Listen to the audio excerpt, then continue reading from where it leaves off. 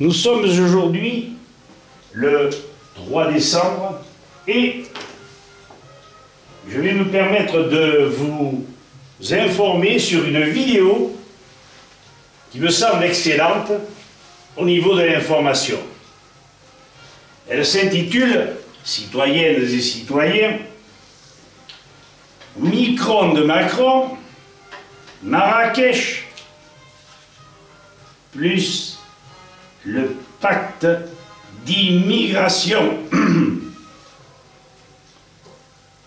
Ce sont les gilets jaunes qui devraient changer de couleur. La résistance sera rude et les gilets jaunes devront sans doute, je le répète, sortir leurs gilets et changer de couleur, adoptant, disent certains, une tenue moins voyante, plus professionnelle, qui cadrera leur métier, qui cadrera également le fait qu'ils sont à deux doigts d'être éjectés, de devenir des chômeurs, parce que leurs patrons auront mis la clé sous la porte. Ce bleu de chauffe pour les travaux publics, la maçonnerie, la mécanique, j'en passe. Enfin le tablier bleu, gris, à la limite blanc, mais c'est voyant, des ouvrières et vendeuses. Ma foi, les limiers qui les suivent auront en tête qu'ils se battent. Les anciens gilets jaunes, pour la survie de leur famille, pour sauvegarder leur emploi. Ça, les CRS n'en tiennent pas beaucoup compte. Pourtant, quand ils les verront en bleu de chauffe, ils seront bien obligés d'y penser. Quoi qu'il en soit, ils savent presque tous qu'une nouvelle économie, dite de partage, largement expérimentée antérieurement par la Suède et l'Allemagne, permettrait de modifier les donnes avec une juste répartition à la clé sur toutes les personnes, sur tous les citoyens. Fort de cette possibilité envisageable, si nous avons des politiques qui exercent bien leur rôle et non pas pris pour leur paroisse, plus rien ne pourra les arrêter dans leur résolution à ne plus être pris pour les dindons de la farce. L'économie actuelle ne laisse la place qu'au profit, à la rentabilité à outrance. Bref, une situation qu'il est impossible de maîtriser, d'autant que les facilités de délocalisations industrielles, la circulation des capitaux, des marchandises et des services handicapent sérieusement notre nation grâce à cette pute d'Europe. François Asselineau nous a largement instruits à ce sujet. Voir le site de l'UPR et ses vidéos. Lorsqu'un homme est valable, je le loue. Lorsqu'il déconne, ben je le lui fais savoir. Et je prends mes peines moi aussi, hein. Et c'est comme ça que l'on avance. En ce qui concerne les dernières mesures prises par Emmanuel Lagaffe, l'augmentation des carburants, vous savez tous que nos PME, PMI, vous-même, vont être fortement handicapés, quitte à déposer le bilan. Que faire alors? Ouvriers, techniciens, chefs d'entreprise n'ont pas 36 solutions. Garder le bleu de travail et attendre, et bloquer, et emmerder tous ces gens, tous ces CRS, tous ces gouvernements qui pètent dans la soie.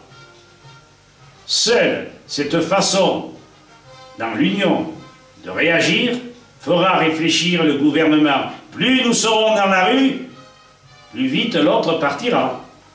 Voir aussi l'intervention d'Asselineau, parce qu'il y en a des méthodes, mais l'invention chez nous, c'est pas notre propre. Hein. Donc cette intervention d'Asselineau sur la manière de contrer le président avec la procédure de destitution, vous la verrez sur la vidéo intitulée, la sienne, hein, sur l'UPR, allocution de François Asselineau, spécial Gilets jaunes.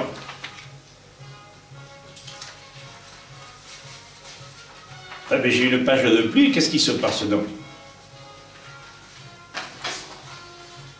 Donc, si cette mesure n'aboutissait pas, ce serait serait bien malheureux, mais je répète que le nombre devrait faire la loi.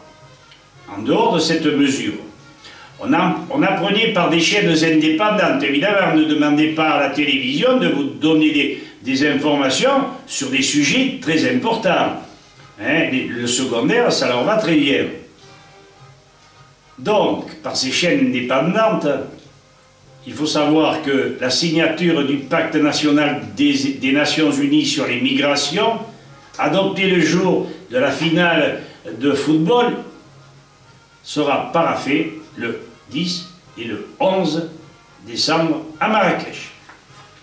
Si ce pacte, délaissé rapidement par une bonne dizaine de pays européens, les abandons se succèdent, l'Italie, tout récemment, reste cet imbécile et ce traître de Macron qui n'entend rien d'autre que cette signature suicidaire pour notre identité. Suicidaire, mais il n'y aura pas que l'identité, n'est-ce pas? Rapidement évoqué, voici les principales incidences de ce traité. C'est un pacte sûr, ordonné, régulier, planifié. Et tenez-vous bien maintenant, mais accrochez-vous. J'espère que vous êtes assis. 225 millions de migrants, oui je dis bien, à répartir sur les pays signataires. Vidéo Pacte mondial, les migrations, les médias n'en parlent pas. Voilà les références de la vidéo que j'ai mise également sur mon site, sur ma chaîne, pardon.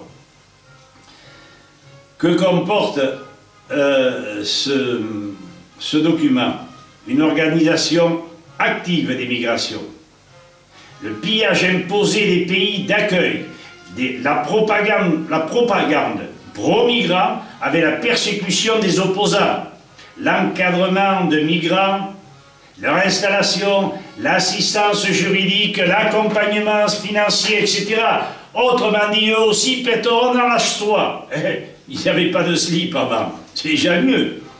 On savait déjà que des ONG, je me trompe toujours, moi je confonds avec OGM, on savait déjà que des ONG se chargeaient de recruter des migrants jusqu'au fin fond du Pakistan, mais il y a déjà plusieurs mois, même quelques années, et les pays asiatiques.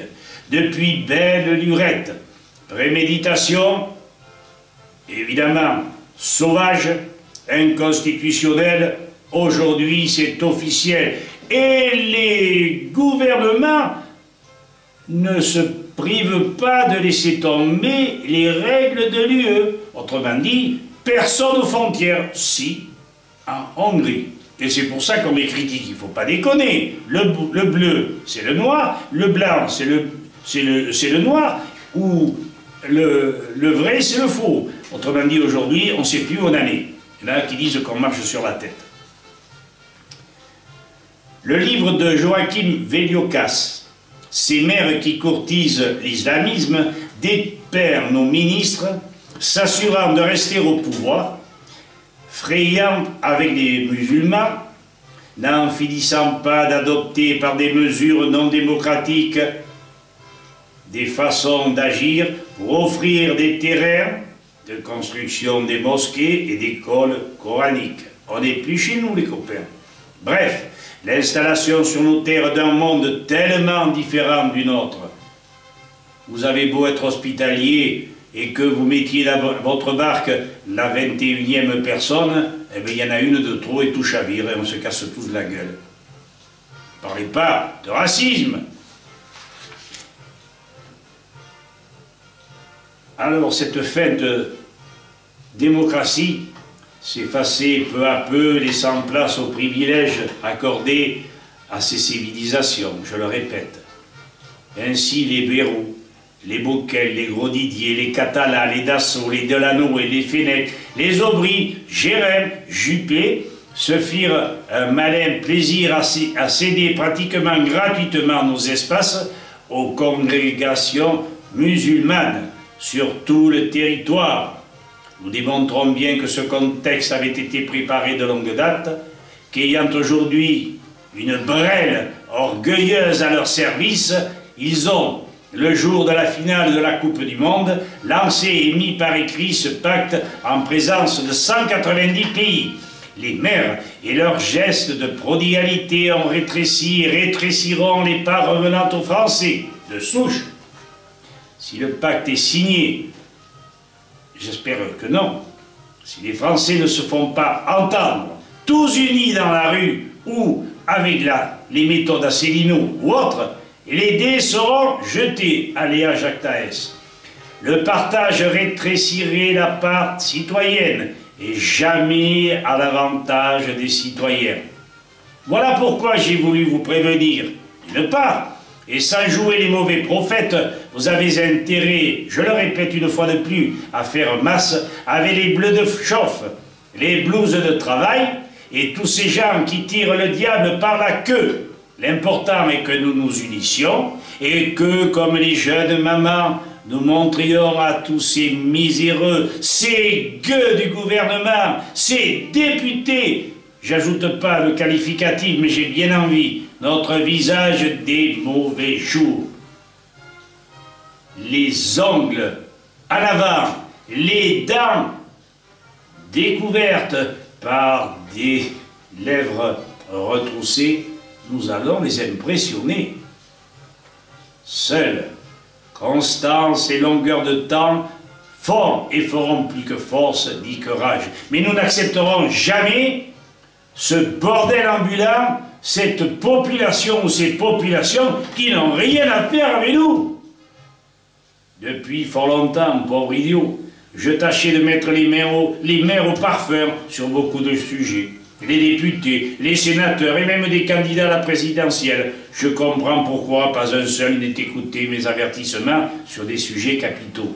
Aujourd'hui, si l'union n'est pas effective, vous saurez qu'ils continueront à nous empoisonner, appauvrir, asservir, ajoutant à leur tableau de chasse l'envahissement inconstitutionnel. Ce dont j'ai peur, c'est que, au dernier moment, vous vous révoltiez et vous preniez les fusils. Alors, pour éviter le pire, mettez vos corps dans la rue, unissez-vous sur des chaînes interminables et sachez que, sans l'union, nous avons tout à perdre. Voilà, j'ai terminé. J'espère que je vous ai convaincu. Eh bien, si je ne l'ai pas fait, tant pis pour moi, et surtout, tant pis pour vous. Allez, citoyennes et citoyens, à bientôt. J'espère que